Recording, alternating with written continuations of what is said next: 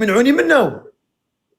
دابا هما ضغطوا عليا، عرفتي شنو هي؟ باش لعبوا عليا قالوا لي شوفي غتجيني الصراحه ولا غندير لك الدراري، غتعاودي لينا كلشي دابا. هي فاش خافت، هي فاش هو اللي خافت. نتزوجها ونوكلها ونشربها ونكسيها نربي لها الركابي، ومنين انا نبغي نرتاح ما نلقاش فين نرتاحوا. ايوا قالوا لي نجيبها من الطلقه. هذه هي المشكله، وهذه هي المشكله عباد الله. وقلت له شوفي راه قانون الحق في الطاليان، لما كنتيش تعرفي اللغه تيقول لك جوج حوايج. اول حاجه المحامي، ثاني حاجه مترجم. لما عندكش جوج حوايج سكتي ما تكلميش. لما فهمتيش واحد الهضره تيجي واحد الناس اللي غيفهموها لك وعاد باش تقدر تتكلمي. هاد الحوايج انايا في الاخر وهي هي علاش كتقول. عيطت، هي علاش عيطت لك البوليس؟ علاش؟ هي عادت على البوليس قالت لي، هي جات انا ماشي نقول لك انا كنت نقول لك نجيك اخويا معاد، نجيك الصراحه. انا بيناتنا واحد المشاكل ديال واش انت الضريح. انت انت انت انت مقصر، انت انت مقصر من جهته في سميتو عليه؟ لا عود ما عنديش مع الفاسد سي الفقير. انا الصراحه كان عندي واحد انت البله. عاد فهمني السؤال فين كنهضر لك. انت مقصر واخا فيها، تكلم. لا مجاهد فيها كيما بغى الحال. صافي احنا انا كنت انا شوف، لا كنت قاصح تنكون قاصح الصراحه. انت قاصح. قاصح وني على المعقول.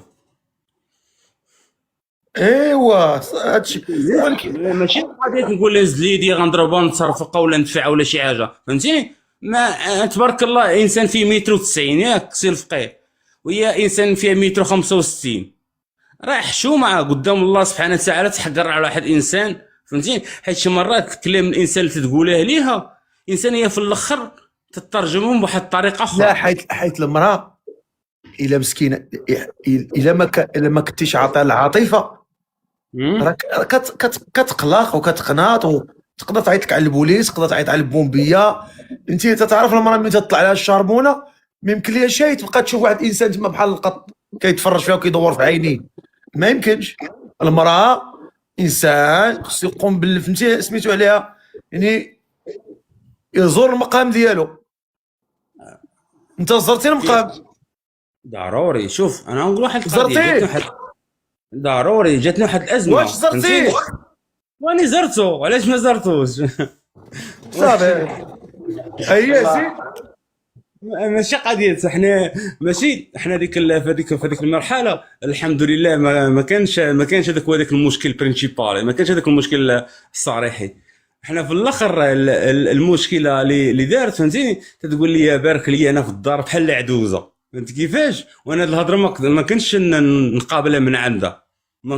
وكانوا عايشين معايا حتى والديايا، فهمتي كيفاش؟ ودابا المشكله كانت بغات تدخل والديتي، نقول لها والدي بركة، مسافر.